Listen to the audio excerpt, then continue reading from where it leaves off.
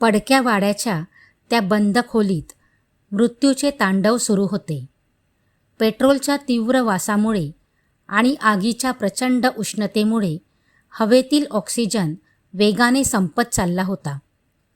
छताची लाकडी तुळई जळून कबीर आणि ईशाच्या अगदी जवळ कोसळली, ज्यातून निघालेल्या ठिणग्या कबीरच्या हाताला पोळून निघाल्या. ईशा धुरामुळे वेड्यासारखी खोकत होती. तिची शुद्ध हरपत चालली होती आणि ती कबीरच्या छातीशी घट्ट बिलगली होती. अशा या मरणाच्या दारात जेव्हा आशेचा शेवटचा किरणही विझत चालला होता, तेव्हा वाड्याच्या मुख्य दरवाजाजवळ एक मोठा आवाज आला. धुराच्या काळ्याकुट्ट साम्राज्यात कबीरला एक आकृती समोर येताना दिसली.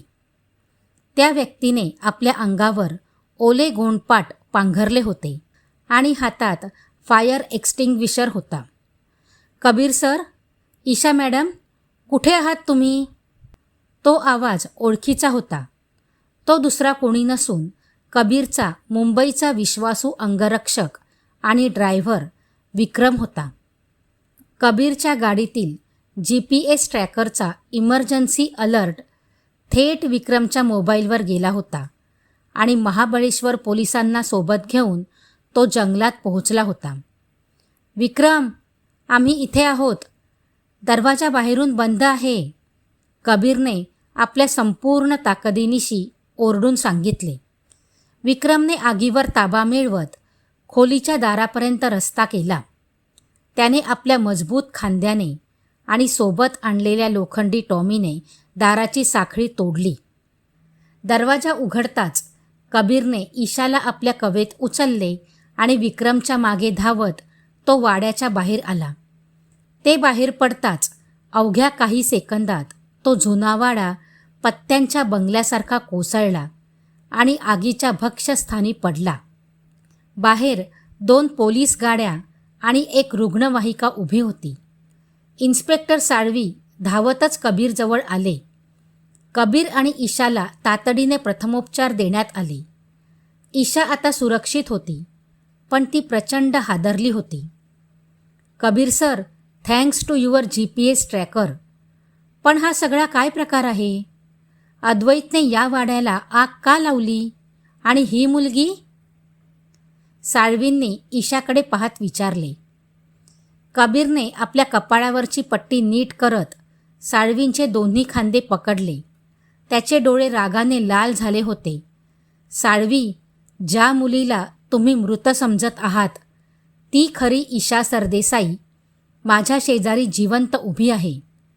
आणि जी माझ्या फार्म हाऊसवर होती, ती मीरा नसून माया आहे, ईशाची जुळी बहीण. तिने आणि अद्वैतने मिळून हा सगळा कट रचला आहे. आता या क्षणी ती सरदेसाई पॅलेसमध्ये ईशा बनून यशवंत सरदेसाईंची अब्जावधींची संपत्ती आपल्या नावावर करून घेते. आपल्याला आत्ताच तिथे पोहोचावं लागेल. हे ऐकून इन्स्पेक्टर साळवींच्या पायाखालची जमीनच सरकली.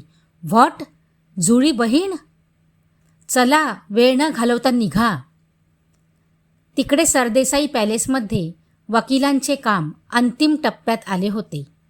यशवंत सरदेसाई यांच्या केबिनमध्ये मालमत्तेचे आणि शेअर्सचे सर्व कायदेशीर कागदपत्रे टेबलवर ठेवली होती. माया ईशाचा मुखवटा घालून अत्यंत सोशिक चेहऱ्याने वकील आणि वडिलांच्या समोर बसली होती. तिच्या मनात मात्र आनंदाच्या उकळ्या फुटत होत्या. काही मिनिटं, फक्त काही मिनिटं, आणि यशवंत सरदेसाई रोडवर येतील. त्यानंतर मी आणि अद्वैत हा देश सोडून पळून जाऊ, ती स्वतःशीच विचार करत होती. ईशा बेटा, या शेवटच्या पेपरवर सही कर. आजपासून सरदेसाई ग्रुप ऑफ इंडस्ट्रीजची 70% मालकी तुझी होईल. यशवंत सरदेसाई यांनी मायेने तिच्या हातात पेन दिला. मायाने थरथरत्या हाताने पेन घेतला. तिने सही करण्यासाठी पेन कागदावर टेकवला. तितक्यात केबिनचा मोठा दरवाजा धाडकन उघडला गेला. थांबा, सरदेसाई सर, त्या कागदावर सही करू नका. कबीरचा खणखणीत आवाज संपूर्ण केबिनमध्ये घुमला. यशवंत सरदेसाई आणि वकील दचकून उठले. मायाने मागे वळून पाहिले आणि कबीरला जिवंत सुखरूप उभा राहिलेला पाहून तिच्या चेहऱ्यावरील रंग उडाला. तिचा पेन हातातून निसटला, पण तिचा खरा थरकाप तेव्हा उडाला जेव्हा कबीरच्या पाठीमागून हुबेहूब तिच्यासारखीच दिसणारी पण जखमी झालेली खरी ईशा आत आली. ईशा, हे काय आहे? यशवंत सरदेसाई 2 जुळे चेहरे एकत्र पाहून चक्रावून गेले. त्यांना समजेना की त्यांची मुलगी कोणती. मायाने लगेच स्वतःला सावरले आणि ती रडण्याचे नाटक करत यशवंत सरदेसाईच्या मागे लपली. बाबा, बाबा, बघा ही कोण मुलगी आहे. ही माझ्यासारखा चेहरा करून आली आहे आणि हा कबीर, हा काल रात्रीपासून माझ्या मागे लागलाय. यानेच माझं अपहरण केलं होतं. बाबा, वाचवा मला. खऱ्या ईशाच्या डोळ्यातून अश्रू वाहू लागले. बाबा, मी तुमची ईशा आहे.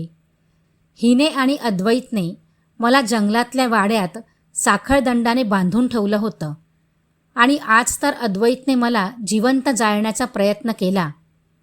बाबा, नीट बघा माझ्याकडे. यशवंत सरदेसाई पूर्णपणे गोंधळात पडले. साळवी, काय चाललंय हे? माझी मुलगी कोणती? कबीर शांतपणे पुढे आला. त्याने टेबलवर ठेवलेला सहीचा कागद पाहिला. त्याच्या चेहऱ्यावर एक विजयी हसू उमटले. सरदेसाई सर, चेहरा हुबेहूब बदलता येतो, अभिनय करता येतो, पण काही गोष्टी अशा असतात ज्या रक्ताच्या नात्यातही बदलता येत नाहीत.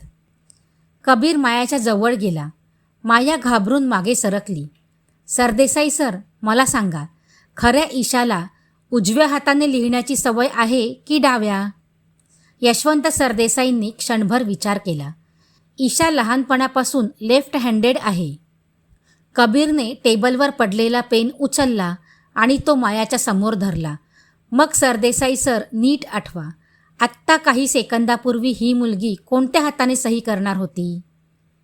हिने उजव्या हातात पेन पकडला होता, कारण हिचं खरं नाव माया आहे.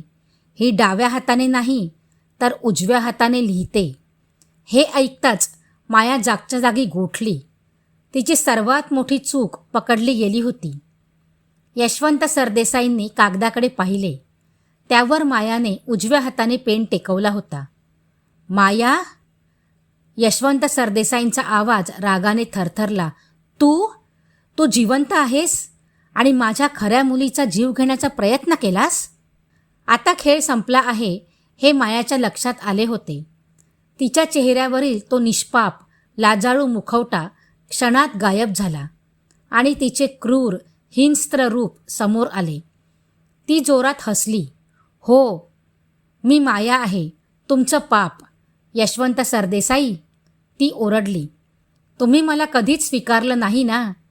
ईशाला राजेशाही आयुष्य दिलं आणि मला अनाथाश्रमात सोडलं का?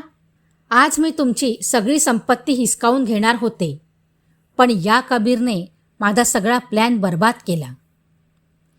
तितक्यात बाहेरून पोलिसांच्या गाडीचा सायरन वाजला. दुसऱ्या एका पोलीस पथकाने अद्वैत सरदेसाईला जंगलातून पळताना अटक केली होती आणि त्याला घेऊन ते पॅलेसमध्ये पोहोचले होते. अद्वैतने पोलिसांच्या मारापुढे सगळी कबुली दिली होती. माया, खेळ संपला आहे.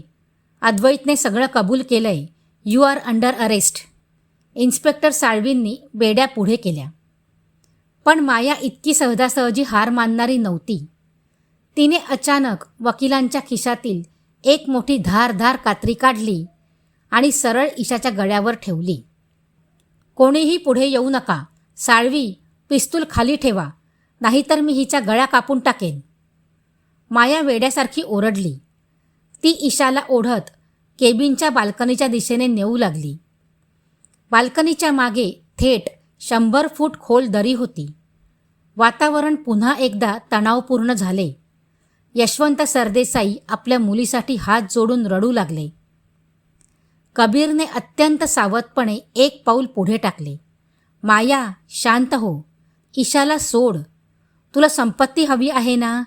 मी देतो तुला पैसे. पण ईशाला काही करू नकोस. माया कबीरकडे बघून क्रूरपणे हसली. कबीर, तू माझ्या या खोट्या रूपावर प्रेम केलंस ना? मग चल आज माझ्यासोबत या दरीत. एवढं बोलून मायाने ईशाला बाजूला ढकललं आणि कबीरचा हात पकडून तिने थेट बाल्कनीवरून खाली दरीत उडी मारली. कबीर आणि माया दोघेही त्या खोल दरीत कोसळले का? खऱ्या ईशाचा जीव वाचला, पण तिच्यासाठी स्वतःचा प्राण पणाला लावणारा कबीर जिवंत राहील का? या भयानक रहस्याचा आणि या प्रेमकथेचा शेवट काय असेल पाहूया या कथेच्या अंतिम भागात. मित्रांनो, कथा आवडली असेल तर व्हिडिओला लाईक करा, शेअर करा आणि कमेंटही करा. आणि आपल्या चॅनलवर नवीन असाल तर चॅनलला सबस्क्राईब करा. धन्यवाद.